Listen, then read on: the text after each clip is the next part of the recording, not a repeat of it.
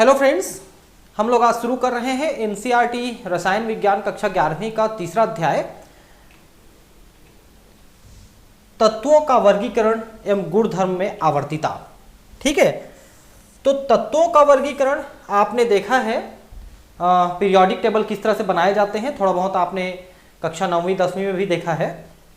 ठीक है, तो उसी को हम यहाँ पर डिटेल में पढ़ने वाले हैं, जिसमें सभी तत्वों के किस तरह से वर्गीकरण हम करेंगे, उसको किस तरह से पीरियोडिक टेबल में रखेंगे और उनका गुणधर्म किन किन बातों पे आधारित होता है, किन किन बातों पे निर्भर करता है।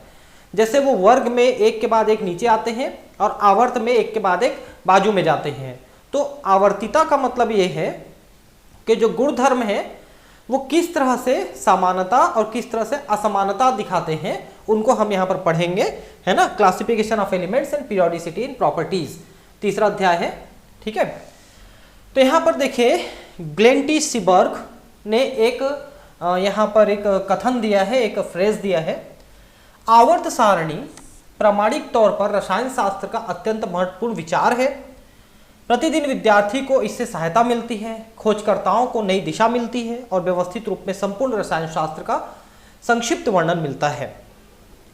तो अगर आप पीरियोडिक टेबल को सही ढंग से पढ़ लेते हैं और सही ढंग से समझ लेते हैं तो केवल पीरियोडिक टेबल को देख करके ही आप जितने भी तत्व हैं, वैसे तो 118 तत्व तक आपको दिखेंगे, लेकिन 90 तत्व जो है प्राकृतिक तौर पे लगभग पाए जाते हैं।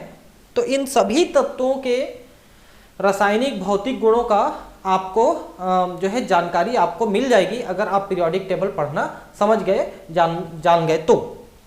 ठीक है, यह इस बात का एक अद्भुत उदाहरण है कि रासायनिक तत्व अव्यवस्थित समूह में बिखरी हुई इकाई नहीं होते, अपितु वे व्यवस्थित समूह में समानता प्रदर्शित करते हैं। तो जो तत्व हैं वो एक दूसरे से बहुत सारी चीजों में समानता दिखाते हैं, और अगर असमानता दिखाते हैं तो उसमें भी एक पीरियोडिसिटी होती है, उसमें एक आवर्तिता होती है। जो लोग यह जानना चाहते हैं कि दुनिया छोटे छोटे अंशों से कैसे बनी है, उसके लिए आवर्त सारणी बहुत उपयोगी है। ठीक है, तो दुनिया मुख्यतः तत्वों से बनी हुई है और वो तत्वों का अध्ययन हम आवर्त सारणी में करते हैं। इस एकक में हम वर्तमान आवर्त सारणी का ऐतिहासिक विकास एवं आधुनिक आवर्त नियम का अध्ययन करेंगे। आवर्त नियम क्या है? आवर्त नियम मुख्यतः दो आवर्त नियम चलते हैं, एक जो मेंडलीफ ने दिया था और एक जो मॉडर्न है मोजले ने दिया था, और उसके आधार पे मॉडर्न पीरियोडिक टेबल नील बोर्स ने बनाया था, और जो मेंडलीफ ने दिया था तो उन्होंने ही अपना पीरियोडिक टेबल भी बनाया था। तो आवर्त नियम ये कहता है कि तत्वों में जो समानताएं हैं वो उनके परमाणु द्रव्यमान और परमाणु क्रमांक पर आधारित होते हैं। ठीक है, मतलब मेंडलीफ ने कहा था कि परमाणु द्रव्यमान इसके लिए जिम्मेदार है, फिर बाद में सुधार के उसको आधुनिक आवर्त सारणी में कह दिया गया कि तत्वों के जो परमाणु क्रमांक हैं, मेंडलीफ ने परमाणु द्रव्यमान को कहा था, आधुनिक में परमाणु क्रमांक को कहा गया कि उसके कारण से आवर्तिता होती है। ठीक है, आधुनिक आवर्त नियम का अध्ययन करेंगे। तत्वों का वर्गीकरण परमाणु के इलेक्ट्रॉनिक विन्यास का परिणाम है। अंत में हम तत्वों के भौतिक तथा रासायनिक गुणों को आवर्ती प्रवृत्ति पर विचार करेंगे, तो देखिए अध्याय 2 में आपने परमाणु संरचना पढ़ा, जिसमें आपने उसके इलेक्ट्रॉनिक विन्यास के बारे में पढ़ा कि 1s², 2s², 2p6, 3s², 3p6, 4s², 3d10, ऐसा पढ़े ना आपने। तो वही जो इलेक्ट्रॉनिक विन्यास है उसी के आधार पे हम तत्वों का वर्गीकरण करेंगे और आवर्त सारणी भी बनाएंगे। तत्वों का वर्गीकरण क्यों आवश्यक है? वो इसलिए आवश्यक है कि जब आप तत्वों को वर्गों में और आवर्तों में आप स्थापित कर देते हैं, तो मान लो एक वर्ग के आप किसी एक तत्व का भी अध्ययन कर लेते हैं, तो उस वर्ग में जो 5, 7, 10 जितने भी तत्व हैं उन सभी के जो मूल और बेसिक जो कैरेक्टर हैं, गुण हैं, उनका आपको अंदाजा हो जाता है। जैसे lithium, sodium, potassium, rubidium, caesium. ठीक है, तो उसमें अगर आप लिथियम का अध्ययन कर लेते हैं तो बाकी का भी आपको अंदाज हो जाएगा कि बाकी तत्व इस ग्रुप में, इस समूह में कैसा व्यवहार करेंगे। ठीक है, तो इसलिए तत्वों का वर्गीकरण आवश्यक है, उनको हम आवर्त सारणी में रखते हैं। अब तक हम यह जान चुके हैं कि तत्व सभी प्रकार के पदार्थों की मूल इकाई होते हैं। ये बात तो आपने कणाद के समय से जानते आ रहे हैं कि तत्वों से ही बने होते हैं कोई भी पदार्थ। सन 1800 में केवल 31 तत्व ही ज्ञात थे। सन 1865 तक 63 तत्वों की जानकारी हो गई थी। अब बताइए कि 1800 से लेकर 1865 में, मतलब इस बीच में 31 से लेकर 63, मतलब कि करीब करीब 32 तत्वों की खोज इन 65 सालों में हो गई थी। आजकल हमें 114 तत्वों के बारे में पता है। हालांकि आप देखेंगे तो 118 तत्व आपको दिखेंगे आवर्त सारणी में। इनमें से हाल में खोजे गए तत्व मानव निर्मित हैं। आप ध्यान रखेंगे कि ये जो मैंने लिया है एनसीईआरटी के लेटेस्ट बुक से लिया है और इसमें 114 तत्व लिखा है। तो अगर आपको क्वेश्चन आता है नीट में तो आप 114 तत्व ही करेंगे, ठीक है। और इनमें से बहुत सारे मानव निर्मित हैं, क्योंकि जो प्राकृतिक तौर पे तत्व हैं वो करीब 90 हैं। उसके बाद वाले जो बनाए गए हैं करीब करीब 28 तत्व वो मानव निर्मित हैं, मतलब जो पहले से तत्व हैं उन्हीं में परमाणु क्रमांक को कम ज़्यादा करके हमने और तत्व बनाए हैं। वैसे अभी भी नए तत्वों की कृत्रिम रचना के प्रयास जारी हैं। एक चीज़ और बता दें, क्या पुराने समय में सुने हैं कि पुराने समय में लोग जो है लोहा तांबा वगैरह से भी सोना बना लेते थे। पारस मणि करके एक पत्थर के बारे में जानकारी मिलती है। तो एक्चुअली पारस मणि कितना सही है ये तो मैं नहीं जानता, लेकिन ये बात जरूर है कि पुराने ऋषि मुनियों के पास ये विधि जरूर थी कि वो इन तत्वों से जो है सोना बना लेते थे। और इनका जिक्र भी है, किस तरह से आप बना सकते हो, इनका जिक्र भी लिखा है उसमें। उसके प्रयास भी जारी हैं और फ्यूचर में हो सकता है कि हम सोना बना लें। लेकिन एक बात समझ लेना कि जो चीज़ आसानी से उपलब्ध होता है उसकी कीमत नहीं रह जाती। जैसे आप सोच रहे हैं कि अभी सोना जो है 60,000 55,000 तोला चल रहा है 10 ग्राम का, तो उतना ही चलेगा। तो जिस दिन आप आर्टिफिशियली सोना बना लोगे उस दिन फिर उसकी कीमत एकदम कौड़ी के भाव हो जाएगी। तो वे चीज़ें जो आसानी से उपलब्ध है उनकी कोई कीमत नहीं है, और वे चीज़ें जो मुश्किल से उपलब्ध है उनकी कीमत है। जैसे अब इंसान की कीमत जो है जानवरों से कम हो गई है।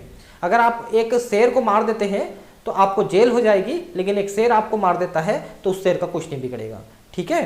तो इस टाइप से जो मानव है अब ज़्यादा हो गए हैं, इसलिए उनकी कोई कीमत नहीं रह गई है, ठीक है। इतने सारे तत्वों और उनके असंख्य यौगिकों के रसायन का अध्ययन अलग अलग कर पाना बहुत कठिन है।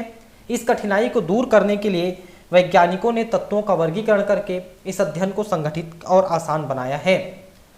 तो अलग अलग तत्वों का आप अध्ययन, उनके सारे भौतिक रासायनिक गुणों का अध्ययन, है ना, उनके इलेक्ट्रॉनिक विन्यास का अध्ययन, किस तरह से वो अरेंज है इनका अध्ययन, ये सब चीज़ें संभव नहीं है। आप कुछ इस बात को समझ सकते हैं। तो जब हम इसको वर्गीकृत कर लेते हैं तो एक वर्ग के एक भी तत्व का अध्ययन कर लें तो उस वर्ग के सभी तत्वों का अध्ययन हो जाएगा, ठीक है, ऐसा है। इतना ही नहीं, इस संक्षिप्त तरीके से सभी तत्वों से संबंधित रासायनिक तत्वों का अध्ययन तर्क संगत रूप से तो कर ही सकेंगे, भविष्य में खोजे जाने वाले अन्य तत्वों के अध्ययन में भी मदद मिलेगी, ठीक है। तो आगे अगर हमको और कुछ नए तत्व प्राकृतिक या कृत्रिम तौर पे मिलते हैं तो उनके बारे में भी हमको आसानी से समझ में आएगा। तो आवर्त सारणी की उत्पत्ति, देखिए बहुत सारे वैज्ञानिकों ने आवर्त सारणी बनाने का प्रयास किया, ठीक है, जिसमें सबसे प्रथम बार जो है ठीक ढंग से जो बना था वो मेंडलीव का ही था।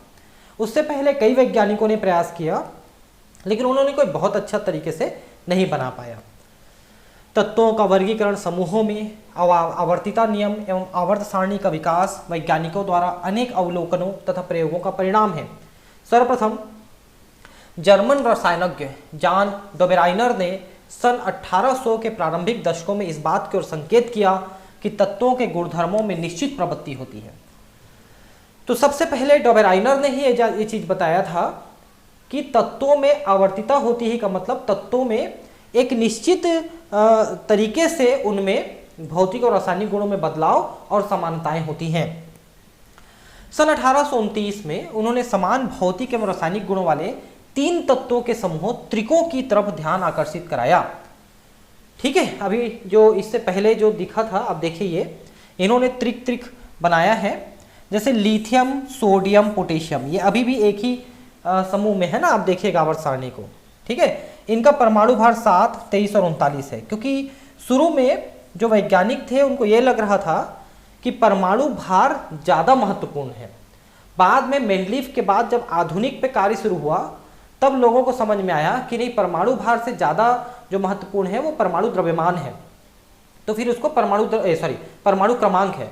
तो फिर परमाणु भार या द्रव्यमान को छोड़ करके परमाणु क्रमांक पे ज़्यादा ध्यान देना शुरू किया वैज्ञानिकों ने। तो लिथियम, सोडियम, पोटेशियम ये तीनों जो है एक जैसे गुणधर्म वाले हैं। वैसे कैल्शियम, स्ट्रोंशियम, बेरियम है ना, ये भी एक ही समूह में अभी भी रखे गए हैं, है ना। 40, 88, 137 इनका परमाणु भार है। वैसे क्लोरीन, ब्रोमीन, आयोडीन ये हेलोजन्स हैं, है ना, तो ये इनका भी जो है 3 का समूह है। तो इस तरह से डोबेराइनर ने 3 के समूहों में कुछ तत्वों को रखा और बताया कि देखिए कि ये 3 जो हैं एक दूसरे से बहुत समान है, ठीक है, तो इनको एक साथ रखा जा सकता है। इसको डोबेराइनर का त्रिक नियम या ट्राइड कहते हैं, डोबेराइनर ट्राइड कहते हैं इसको। उन्होंने यह भी पाया कि प्रत्येक त्रिक में बीच वाले तत्वों का परमाणु भार शेष दोनों तत्वों के परमाणु भार के औसत मान के लगभग बराबर था, ठीक है, बीच वाले का। देखिए जैसे आप 7 और 39 को जोड़िए तो आता है 46, 46 का आधा कर दोगे तो होता 23। अब देखिए बीच वाला 23 है ना, तो ये जो है 23 दिख रहा है आपको। वैसे ही कैल्शियम, बेरियम का जोड़ करके आधा करोगे तो ये लगभग 88 के आसपास। क्लोरीन और आयोडीन का जोड़ के करोगे आधा तो लगभग 80 के बराबर, लगभग ना, लगभग होता है, कोई जरूरी नहीं कि एग्जैक्टली हो। साथ ही मध्य वाले तत्व के गुणधर्म शेष दोनों तत्वों के गुणधर्मों के मध्य पाए गए हैं। यह भी एक बात है कि बीच वाला जो तत्व है वो बाकी दोनों तत्वों के ठीक बीच वाले गुणधर्म प्रदर्शित करता है। तो इस तरह से इन्होंने 3 का जो समूह बनाया उन्हें ट्राइड कहा गया। डोबेराइनर का त्रिक का नियम कुछ ही तत्वों के लिए सही पाया गया, इसलिए इसे महज एक संयोग समझकर इसका विचार छोड़ दिया गया। कुछ तत्वों में तो ये सही पाया गया, लेकिन हमारे पास फिलहाल उस समय तक करीब 63 तत्व नहीं तो कम से कम 40-50 तत्व तो खोजे ही जा चुके थे 1829 तक, क्योंकि 1865 तक 63 तत्व खोजे गए थे। तो मान लो 1829 में जब इन्होंने दिया तो मान लो कि 40 से 50 तत्व खोजे गए होंगे। उस समय उतने सारे तत्वों में से कुछ 8, 10, 15 तत्वों में ही इस टाइप का ग्रुप बनाना संभव हो पाया, इसलिए ये सारे तत्वों के बारे में आपको निश्चित जानकारी नहीं दे पाया। इसके पश्चात फ्रांसीसी भूगर्भ शास्त्री A.B.D. चैनकोटाइस ने सन 1862 में तत्वों का वर्गीकरण करने का प्रयास किया। इन्होंने तत्वों को उनके बढ़ते हुए परमाणु भार के क्रम में व्यवस्थित किया और तत्वों की वृत्ताकार सारणी बनाई, जिसमें तत्वों के गुणधर्मों में आवर्तिता,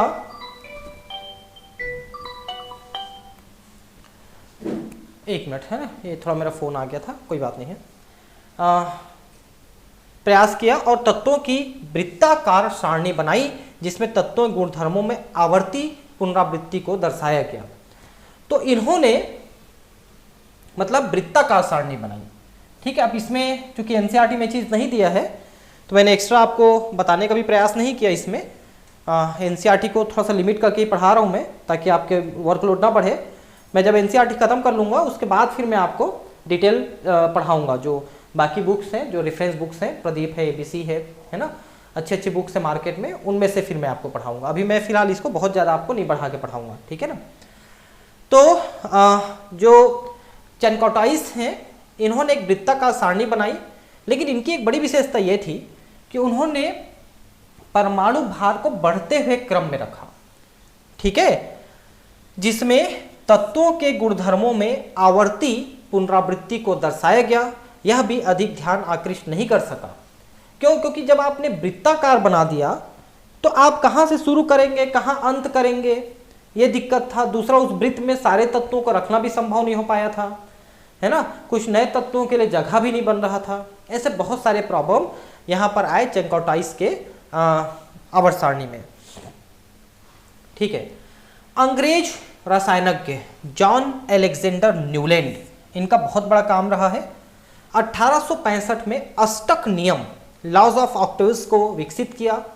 उन्होंने तत्वों को उनके बढ़ते हुए परमाणु भार के क्रम में व्यवस्थित किया तथा पाया कि किसी भी तत्व से प्रारंभ करने पर 8वें तत्व के गुण प्रथम तत्व के समान थे। ये बड़ा अच्छा चीज इन्होंने बताया कि पहला तत्व और 8वां तत्व लगभग एक जैसा था। तो जैसे कि पहला, दूसरा, तीसरा, चौथा, पांचवा, छठवां, सातवां, फिर आठवां यहां रखा, फिर 9, 10, 11, 12, 13, 14, 15 और 16 ऐसा रखा।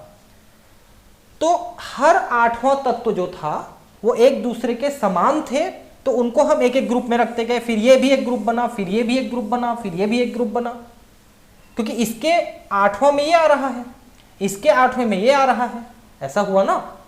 तो ये एक बड़ा अच्छा सारणी जो है प्रारंभिक तौर पे विकसित हो गया। ठीक है, सारणी 3.2 यहां पर देखेंगे अपन, आगे सारणी है। यह संबंध उसी प्रकार का था जैसा आठवें सांगीतिक स्वर 8 म्यूजिकल नोट का संबंध प्रथम सांगीतिक स्वर के साथ होता है। सा रे गा मा पा ऐसा बोलते हैं ना, उसमें आठवां जो होता है उसके बारे में बात करें। न्यूलैंड का अष्टक नियम सिर्फ कैल्शियम तक के तत्वों का तक ही सही प्रतीत हुआ, जिसका परमाणु क्रमांक 20 है कैल्शियम, वहां तक संभव हुआ, उसके बाद फिर ये पॉसिबल नहीं हो पाया। ठीक है, जबकि तत्व तो 63 खोजे जा चुके थे। हालांकि उस समय इस धारणा को व्यापक मान्यता नहीं मिली, परंतु बाद में रॉयल सोसाइटी लंदन द्वारा सन 1887 में न्यूलैंड को डेवी पदक द्वारा पुरस्कृत कर उनके काम को मान्यता दी गई।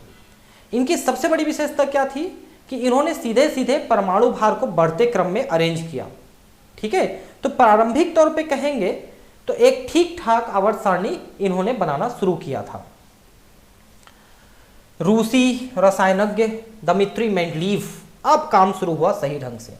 ठीक है, मेंडलीव 1834-1907 तथा जर्मन रसायनज्ञ, देखिए मेंडलीव रूसी थे और लोथर मेयर ये जर्मन थे, 1830-1895 के सतत प्रयासों के फलस्वरूप आवर्त सारणी के विकास में सफलता प्राप्त हुई।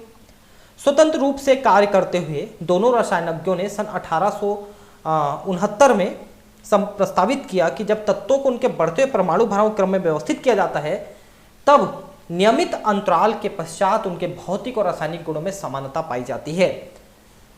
ठीक है, तो जो काम न्यूलैंड ने शुरू किया था कि 8 के बाद रिपीट हो जाता है, ऐसा कहा था उन्होंने, तो ठीक है कि 8 के बाद रिपीट नहीं हो रहा है, हो सकता है 10, 12, 15, 20 के बाद रिपीट होगा, लेकिन रिपीट होगा।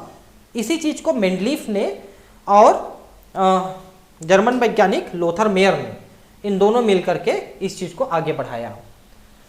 लोथर मेयर ने भौतिक गुणों जैसे परमाणुवी आयतन, गलनांक एवं क्वथनांक और परमाणु भार के मध्य वक्र आलेखित कर्व प्लॉटिंग किया, जो एक निश्चित समुच्चय वाले तत्वों में समानता दर्शाता था। तो इन्होंने ऐसा करके एक ग्राफ बनाया था। ठीक है, इस ग्राफ के अलग अलग जगहों पे इन्होंने परमाणुओं को प्लॉट किया था। ठीक है, और ये देखा गया कि मान लो यहाँ है, उतर के फिर यहाँ आया तो इन दोनों में समानता, इन दोनों में इस टाइप की समानता पाई गई थी, मतलब ग्राफ में अरेंज किया था इन्होंने। सन 1868 तक लोथर मेयर ने तत्वों की एक सारणी का विकास कर लिया जो आधुनिक आवर्त सारणी से काफी मिलती जुलती थी, लेकिन उसके काम का विवरण दमित्री मेंडलीव के काम के विवरण से पहले प्रकाशित नहीं हो पाया। ठीक है, हालांकि इन्होंने पहले काम कर लिया था लोथर मेयर ने, लेकिन मेंडलीव का काम पहले प्रकाशित हो गया, उन्होंने काम बाद में किया।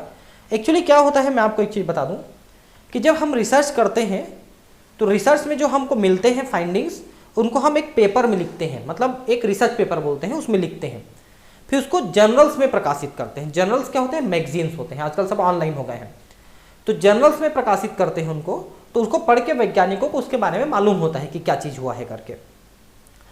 तो जर्नल में जब तक आप प्रकाशित नहीं करेंगे तब तक वैज्ञानिकों को कैसे पता चलेगा। वही बात हुआ कि लोथर मेयर का जो है प्रकाशन बाद में हुआ और मेंडलीव का काम उससे पहले प्रकाशित हो गया।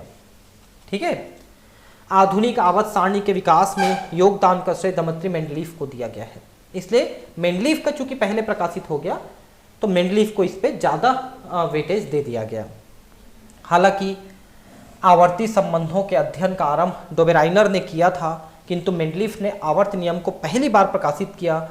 यह नियम इस प्रकार है, तो मैं आपको पहले भी बताया हूं कि मेंडलीव का नियम जो है परमाणु भार पे आधारित है। बाद में आधुनिक आवर्त नियम जो मोसले ने दिया था वो परमाणु क्रमांक पे दिया था, जो आज आधुनिक है, लेकिन ये परमाणु भार पे दिया गया था। तो मेंडलीव का जो आवर्त नियम है वो क्या कहता है, तत्वों के गुणधर्म उनके परमाणु भारों के आवर्ती फलन होते हैं। मतलब परमाणु भार को बढ़ते हुए क्रम में अरेंज करोगे तो एक निश्चित समय बाद वो रिपीट होते हैं। आवर्त का मतलब आप समझते होंगे पीरियड, और पीरियड का मतलब होता है जो बार बार रिपीट होता है। जैसे आपके पीरियड्स होते हैं फिजिक्स के, केमिस्ट्री के, बायोलॉजी के स्कूल में, तो हर दिन वो रिपीट होता है, तो दैट इज कॉल्ड पीरियड। ठीक है, तो ये आवर्ती फलन है, मतलब पीरियोडिक फंक्शन है का मतलब है वो बार बार रिपीट होंगे, एक निश्चित समय बाद उनके गुणधर्म रिपीट होंगे। यहाँ पर जड़े न्यूलैंड का अष्टक देख लीजिए कि 8 का समूह इन्होंने कैसे बनाया था। ठीक है, तो lithium, beryllium, boron, carbon, nitrogen, oxygen, phosphorus, 1 2 3 4 5 6 7 और ये 8वां आ गया। देखिए, तो लिथियम के बाद जो 8वां है, लिथियम और सोडियम, ये दोनों एक दूसरे से काफी मिलते जुलते हैं। फिर इसका 8वां है पोटेशियम, फिर इसका 8वां आएगा रुबिडियम, फिर सीजियम, है ना। जैसे बेरिलियम है तो बेरिलियम का 8वां मैग्नीशियम आएगा, गिन लीजिए। तो इन दोनों में बोरान का 8वां एल्यूमिनियम आएगा, कार्बन का सिलिकॉन आएगा, इनका फास्फोरस आएगा, सल्फर आएगा, क्लोरीन आएगा। तो 8वें नंबर पे जो आएगा वो उसका रिपीट होगा, उसके गुणधर्मों का। ये न्यूलैंड का अष्टक नियम है और इसी ने एक्चुअली मैं आपको बताऊं आधुनिक और मेंडलीफ के आवर्त सारणी के विकास में प्रमुख भूमिका निभाई थी। ठीक है, तो मेंडलीफ ने क्या कहा था, परमाणु भार। इस बात को जरा विशेष बार बार मैं आपको बता रहा हूं कि मेंडलीफ का आवर्त नियम परमाणु भार पर था, जिसको हम परमाणु द्रव्यमान भी कहते हैं, लेकिन आधुनिक वाला है परमाणु क्रमांक पे। ठीक है, ध्यान रखेंगे। मेंडलीफ ने तत्वों को क्षैतिज पंक्तियों एवं ऊर्ध्वाधर स्तंभों में उनके बढ़ते हुए परमाणु भार के अनुसार सारणी में इस तरह क्रम में रखा कि समान गुणधर्मों वाले तत्व एक ही ऊर्ध्वाधर स्तंभ या समूह में स्थान पाएं। तो मेंडलीफ ने भी ऐसे ही रखा था कि ये क्षैतिज दिशा में भी और ऊर्ध्वाधर दिशा में भी दोनों तरफ रखा था। और इस बात का विशेष ध्यान रखा कि ये जो ऊर्ध्वाधर दिशा में जो ये है रोज जिसको अपन कहते हैं, मतलब वर्ग जिसको कहते हैं, इसमें समान गुणधर्म वाले हैं। इस रो में भी समान गुणधर्म, इस रो में भी समान गुणधर्म। तो मेंडलीफ ने जो काम किया उस काम को तो बहुत पहले वैज्ञानिकों ने काफी हद तक कर दिया था, मेंडलीफ ने ही सारा काम नहीं किया है। ठीक है, मेंडलीफ द्वारा तत्वों का वर्गीकरण निश्चित तौर पर लोथर मेयर के वर्गीकरण से अधिक विस्तृत था। अब इनको मिलता चला गया, भाई मेंडलीफ को पहले का किया हुआ काम इनके लिए एडवांटेज देता चला गया, तो इसलिए ये ज़्यादा अच्छा काम कर पाए। मेंडलीफ ने आवर्तिता के महत्व को पूर्ण रूप से समझा और तत्वों के वर्गीकरण के लिए अधिक विस्तृत भौतिक एवं रासायनिक गुणधर्मों को आधार माना। तत्वों के वर्गीकरण के लिए इन्होंने आवर्तिता को ज़्यादा महत्व दिया। आवर्तिता का सीधा मतलब है बार बार रिपीट होना, और इन्होंने भौतिक और रासायनिक गुणों को ज़्यादा महत्व देकर के वर्गीकरण में उनको विशेष स्थान प्रदान किया।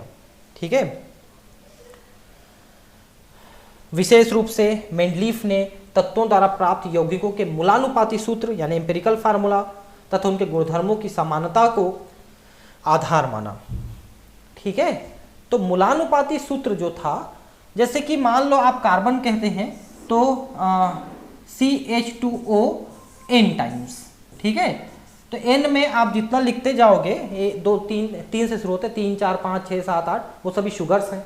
जैसे C6H12 वो 6 इसमें आएगा, तो शुगर है वो, है ना। वह यह जानते थे कि यदि परमाणु भार के क्रम का पूर्णतः पालन किया जाता तो कुछ तत्व उनके द्वारा दिए गए क्रम में आवर्त सारणी में नहीं रखे जा सकते थे। अब प्रॉब्लम शुरू हुआ कि बढ़ते हुए क्रम में ही अगर रखें तो कुछ तत्व के लिए जगह नहीं बनता, इसलिए उनको थोड़ा आगे पीछे रखा गया।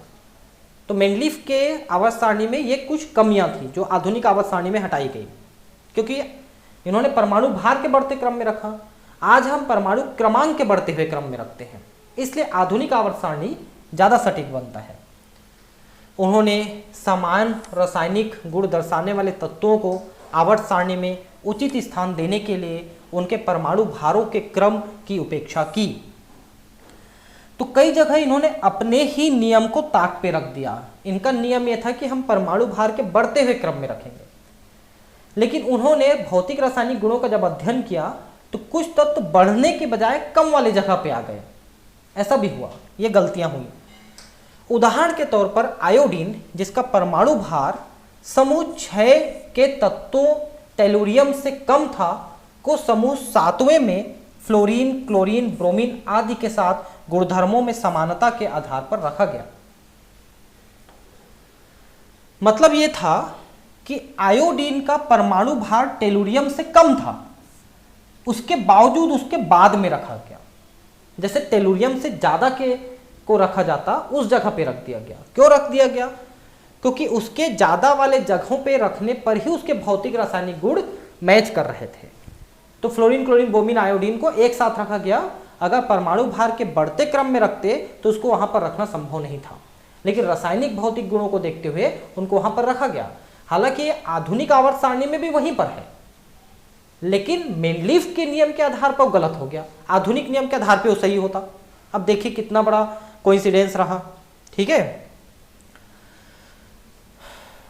उन्होंने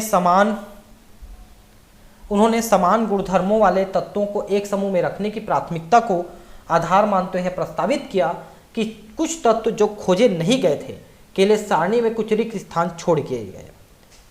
एक बड़ा चीज जो मेंडलीफ ने किया कि कुछ ऐसे तत्वों के लिए इन्होंने खाली जगह छोड़ दिया जो उस समय नहीं खोजे गए थे, और कहा कि यार ये फ्यूचर में खोजा जाएगा और वो यहीं पर आएगा वो तत्व जब खोजा जाएगा। तो जैसे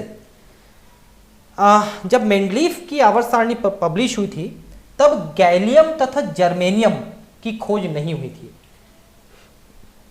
उन्होंने एल्यूमिनियम और सिलिकॉन के नीचे एक रिक्त स्थान छोड़ा और इस तत्व का नाम क्रमशः एका एल्यूमिनियम तथा एका सिलिकॉन रखा। ठीक है, तो एका एल्यूमिनियम आगे चल के गैलियम और एका सिलिकॉन आगे चल के जर्मेनियम के रूप में हमको मिला।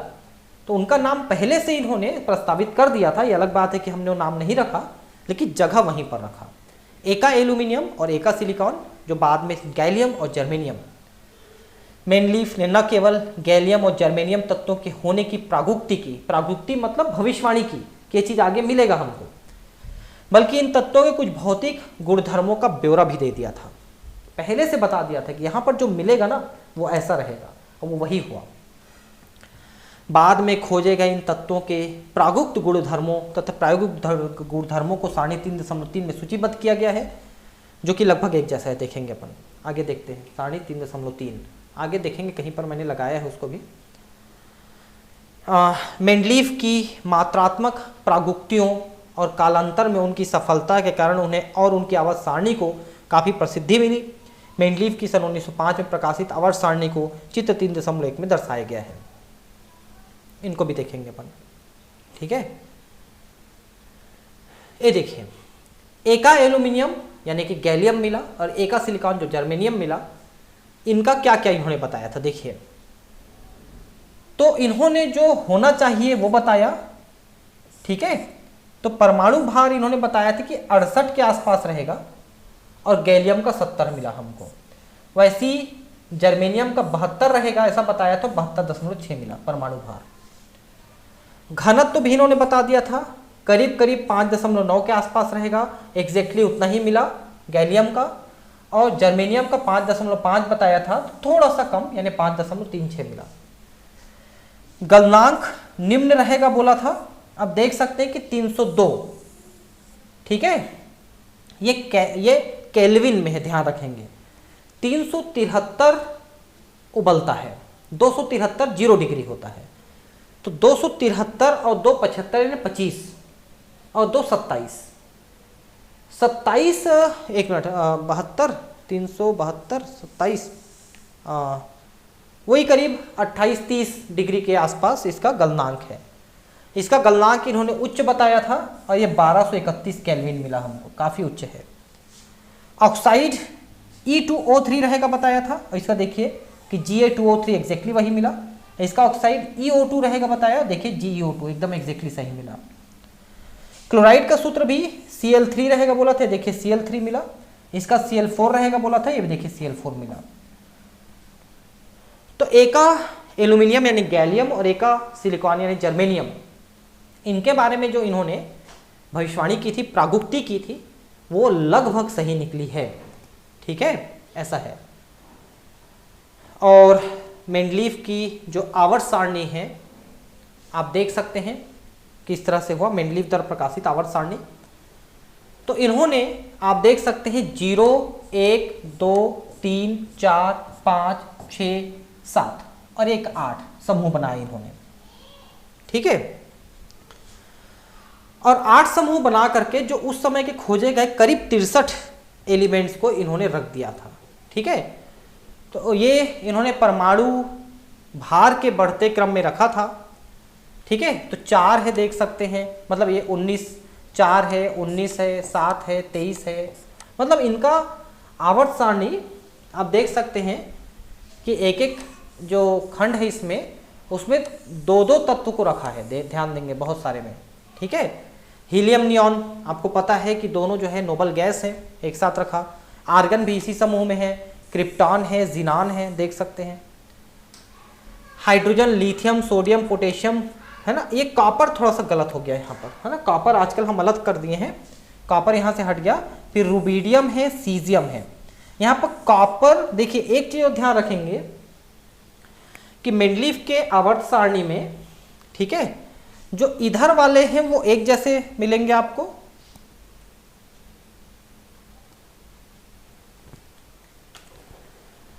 इधर इस लाइन वाले एक जैसे मिलेंगे और इस लाइन वाले एक जैसे मिलेंगे। जैसे कि ये देखिए, लिथियम, पोटेशियम, रुबिडियम, सीजियम एक लाइन में है। इधर आप देखिए सोडियम, कॉपर, सिल्वर, गोल्ड। ये हाइड्रोजन ना हमेशा जो है बेचारा ये आवारा तत्व है, मतलब इसको कहां पर रखेंगे, इसके गुणधर्म किससे ज्यादा मैच करता है, ये आज भी काफी कंट्रोवर्शियल है। उसको बड़ी मुश्किल से हमने पहले समूह में रखा है, ठीक है, उसको देखेंगे अपन। ये देखिए बेरिलियम, मैग्नीशियम, कैल्शियम, स्ट्रोंशियम, है ना। इधर आप देख सकते हैं मैग्नीशियम, तो ये मैग्नीशियम नहीं, सॉरी, जिंक, कैडमियम, मरकरी, है ना। मैग्नीशियम को इसमें रखा गया बाद में। तो इस तरह से इन्होंने परमाणु भार के बढ़ते क्रम में रखा है इसको, ठीक है। अब इसमें एक बड़ी दिक्कत क्या हुई पता है, बहुत सारे ऐसे तत्व हैं जिनके एक से ज्यादा परमाणु भार होते हैं। जैसे कार्बन का एक परमाणु भार आप 12 पढ़ते हो और एक परमाणु भार 14 पढ़ते हो, ठीक है, और दोनों के परमाणु क्रमांक 6 हैं। तो अब एक ही तत्व जिसको हम समस्थानिक कहते हैं, आइसोटोप कहते हैं, अब कार्बन के 2 परमाणु भार हैं, क्लोरीन के भी 2 हैं, ऑक्सीजन के 3 हैं, तो क्या हम उसको अलग अलग स्थान देंगे? अगर मेंडलीव के नियम के अनुसार चलें तो फिर मुश्किल हो जाएगा। उस समय तक मेंडलीव के कार्य के समय तक बहुत ज़्यादा आइसोटोप्स या समस्थानिकों की खोज नहीं हुई थी कि एक ही तत्व में एक से ज़्यादा परमाणु भार होते हैं। इस चीज़ की खोज उस समय तक नहीं हुई थी, इसलिए मेंडलीव का जो आवर्त सारणी है उसको हमने आसानी से बना दिया। लेकिन जब बाद में आइसोटोप्स की खोज होने लग गई तो ये बड़ा मुश्किल हो गया कि भाई अब एक ही तत्व है, उसके एक से ज़्यादा परमाणु भार हैं, तो हम उसको 2 स्थान 3 स्थान कैसे देंगे एक आवर्त सारणी में। इसलिए फिर हमने आधुनिक आवर्त सारणी को परमाणु क्रमांक के आधार पर बनाया, क्योंकि चाहे कितने भी आइसोटोप हैं उनके परमाणु क्रमांक एक ही होते हैं, इसलिए वो फिर अलग अलग जगहों पे रखने की समस्या खत्म हो गई, ठीक है। आधुनिक आवर्त नियम तथा आवर्त सारणी का वर्तमान स्वरूप, ये क्या चीज़ है देखते हैं। यहाँ यह बात ध्यान देने योग्य है कि जब मेंडलीव ने आवर्त सारणी का विकास किया तब रसायनज्ञों को परमाणु की आंतरिक संरचना का ज्ञान नहीं था, ठीक है, और इसलिए आइसोटोप का ज्ञान नहीं था। 20वीं शताब्दी के आरंभ में अपरमाणुक कणों का विकास हुआ। अपरमाणुक कण इलेक्ट्रॉन, प्रोटॉन, न्यूट्रॉन। सन 1913 में अंग्रेज भौतिक वैज्ञानिक हेनरी मोजले ने तत्वों के अभिलाक्षणिक एक्स किरण स्पेक्ट्रम में नियमितता पाई और देखा कि √V या न्यू कह दिए, उसको न्यू कहेंगे ज़्यादा अच्छा है, √न्यू जो है ये न्यू एक्स किरण की आवृत्ति है, जिसके द्वारा हम स्पेक्ट्रोमीटी करते हैं, उसकी आवृत्ति है एक्स किरण की आवृत्ति। और परमाणु क्रमांक Z के मध्य वक्र आलेखित करने पर एक सरल रेखा प्राप्त होती है, परंतु परमाणु द्रव्यमान तथा √न्यू के आलेख में सरल रेखा प्राप्त नहीं होती। ठीक है, मतलब ये है कि परमाणु से परमाणु का जब एक्सरे डिफ्रेक्शन किया गया तो उस एक्सरे की जो आवृत्ति का प्रयोग किया गया उसका अंडर रूट लीजिए और परमाणु क्रमांकों का के साथ उनको आप रेशियो निकालिए तो एक सरल रेखा मिलेगी। लेकिन परमाणु द्रव्यमान के साथ वही काम करेंगे तो सरल रेखा नहीं मिलती है। वक्र आलेखित करने पर, है ना, मतलब ऐसे ऐसे वक्र हम खींचेंगे तो सीधी रेखा मिलनी चाहिए। तो परमाणु क्रमांक को लेकर खींचे तो सीधी रेखा मिल गई, परमाणु द्रव्यमान को लेकर खींचे तो सीधी रेखा नहीं मिली। ठीक है, अंडर रूट न्यू और परमाणु क्रमांक और परमाणु द्रव्यमान इनमें। अतः मोजले ने दर्शाया कि परमाणु द्रव्यमान की तुलना में किसी तत्व का परमाणु क्रमांक उस तत्व के गुणों को दर्शाने में अधिक सक्षम है। तो मोजले ने पहली बार यह ध्यान आकर्षित कराया कि हम परमाणु द्रव्यमान के पीछे क्यों पड़े हैं। जिस वैज्ञानिक ने भी अभी तक काम किया था वो परमाणु द्रव्यमान को लेकर काम किया था। तो इन्होंने कहा भी जब हमको परमाणु क्रमांक के बारे में मालूम चल गया और इलेक्ट्रॉन प्रोटॉन न्यूट्रॉन हमको मालूम हो गए हैं तो हम इस पर अध्ययन करके देखते हैं। तो उन्होंने देखा तो पाया कि हाँ, परमाणु क्रमांक जो है यानी प्रोटॉन इलेक्ट्रॉन की संख्या जो है वो ज़्यादा महत्वपूर्ण है उसके भौतिक रासायनिक गुण के लिए, उसका अध्ययन करें। न्यूट्रॉन की उपस्थिति उतनी ज़्यादा महत्वपूर्ण नहीं है।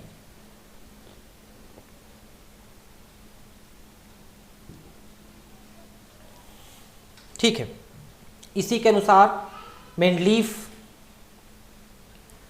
आवर्त नियम का संशोधन किया गया, इसे आधुनिक आवर्त नियम कहते हैं।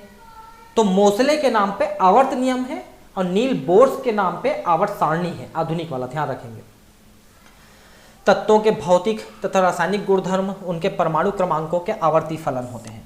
मतलब परमाणु क्रमांक के बढ़ते क्रम में लिखेंगे तो एक निश्चित समय बाद उनके रासायनिक और भौतिक गुणधर्म रिपीट होंगे, ये उसके आवर्ती फलन हुए। The physical and chemical properties of elements are periodic functions of their atomic numbers। मतलब एटॉमिक नंबर बढ़ाइए तो एक निश्चित समय बाद रिपीट होगा। आवर्त नियम के द्वारा प्राकृतिक रूप से पाए जाने वाले 94 तत्वों में उल्लेखित समानताएं मिली। यहां पर नोट करने वाली बात है कि एनसीईआरटी ने लिखा है कि 94 तत्व जो है प्राकृतिक रूप से पाए जाते हैं। तो जो आज हम 118 तत्व दिखाते हैं उनमें जो बाकी तत्व हैं करीब करीब 14 तत्व नहीं 6 और 8 6 14, ठीक है, 24 तत्व 24 तत्व जो हैं वो आर्टिफिशियल हैं। एक्टिनियम और प्रोटोनियम की भांति नेपच्यूनियम और प्लूटोनियम भी यूरेनियम के अयस्क पिच ब्लेंड में पाए गए। इससे अकार्बनिक रसायन शास्त्र में प्रोत्साहन मिला और कृत्रिम अल्पायु वाले तत्वों की खोज हुई। तो 94 तत्व तो हमको मिला प्राकृतिक तौर पे। उसके बाद जो यूरेनियम का जो अयस्क है जिसको पिच ब्लेंड कहते हैं, इसको जरा ध्यान रखेंगे। यूरेनियम के अयस्क पिच ब्लेंड में इनको नेपच्यूनियम और प्लूटोनियम भी मिला। एक्टिनियम प्रोटोनियम और यूरेनियम तो हमको मिल ही रहे थे, ठीक है, लेकिन बाकी चीज़ें भी हमको मिली। क्या क्या मिली? प्लूटोनियम और नेपच्यूनियम भी हमको मिली, ठीक है। तो अकार्बनिक रसायन शास्त्र में काफ़ी आगे बढ़े हम लोग और अल्पायु वाले तत्वों की खोज हुई।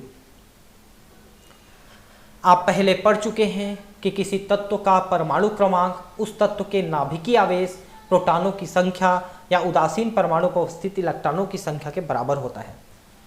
तो ध्यान रखेंगे, उदासीन परमाणु में इलेक्ट्रॉन और प्रोटॉन की संख्या बराबर होती है, उसको आप परमाणु क्रमांक कह सकते हो। लेकिन हम उदासीन की बात कर रहे हैं क्योंकि अगर वो ऋण आयन है तो इलेक्ट्रॉन अतिरिक्त है वहां पर, और धन आयन है तो इलेक्ट्रॉन चला गया है, इलेक्ट्रॉन की कमी है। तो इलेक्ट्रॉन कम ज़्यादा होते रहता है, प्रोटॉन कम ज़्यादा नहीं होता, इसलिए परमाणु क्रमांक के लिए हम प्रोटॉनों को लेते हैं।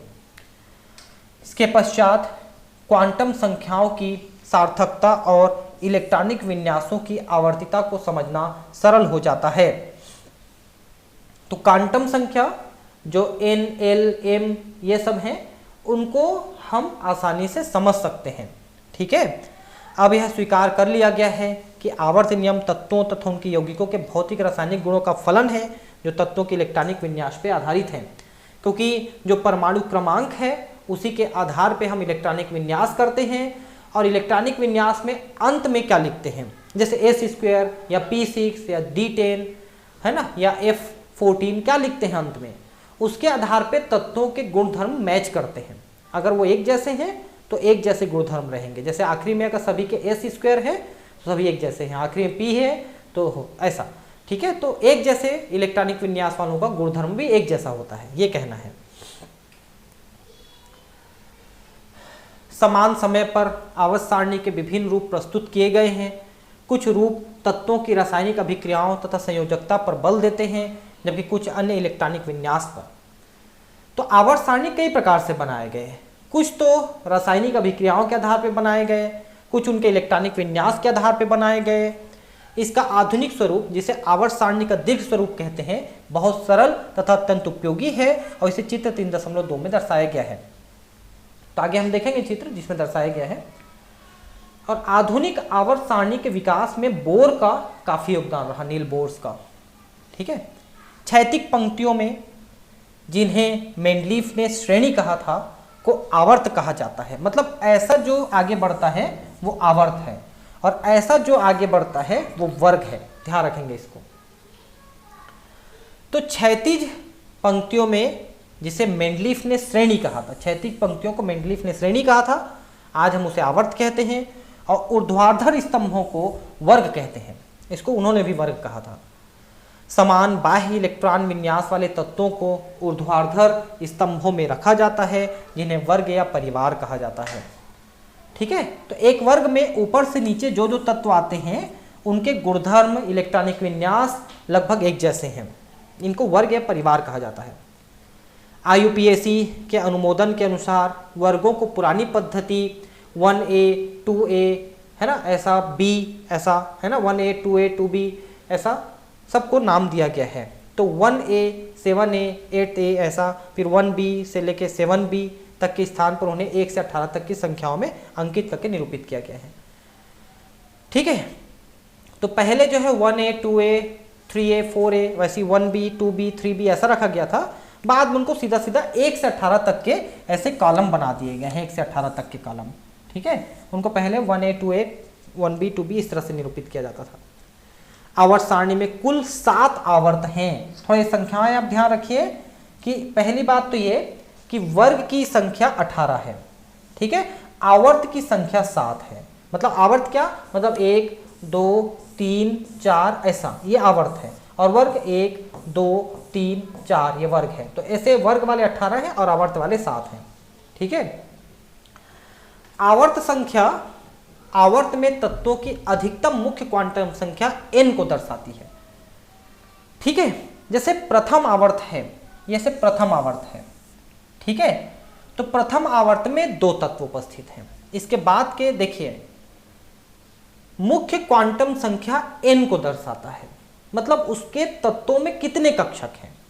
जैसे प्रथम आवर्त है तो उसमें केवल एक कक्ष है, 1s रहेगा जिसमें एक कक्ष है। दूसरे आवर्त में 2 कक्ष हैं, ठीक है, 1s² 2s² 2p6 जिसमें रहेगा। तीसरे में 3 हैं, तीन कक्षक हैं जिसमें 3s² 3p6 3d10 4s ऐसा रहेगा, है ना। तो 7 आवर्त हैं, तो 7 कक्षकों तक उनके रहेंगे। तो आवर्तों में पहले में 2 तत्व हैं, है ना, दूसरे में 8, तीसरे में 8, चौथे में 18, पांचवें में 18 और छठवें 32, ठीक है।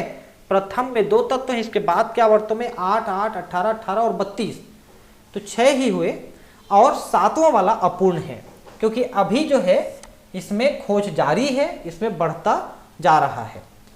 सैद्धांतिक रूप से छठवें आवर्त की तरह इनमें तत्वों की अधिकतम संख्या क्वांटम संख्याओं के आधार पर 32 ही होगी, ठीक है। इस रूप में आवर्त सारणी के छठवें व 7वें आवर्त के क्रमशः लेंथेनाइड और एक्टिनाइड के 14 तत्व नीचे अलग से दर्शाए जाते रहे हैं, ठीक है। तो लेंथेनाइड एक्टिनाइड क्या है, लेंथेनम के बाद और एक्टिनियम के बाद के तत्वों को 14 तत्वों को अलग ग्रुप में लेंथेनाइड एक्टिनाइड के रूप में दर्शाए जाते हैं आवर्त सारणी में। इसको भी हम अलग से देखेंगे, ठीक है दोस्तों। अगले क्लास में 100 से अधिक परमाणु क्रमांक वाले तत्वों का नामकरण हम कैसे करते हैं इसको सीखेंगे, ठीक है। मिलते हैं फिर अगले क्लास में। Thank you, bye.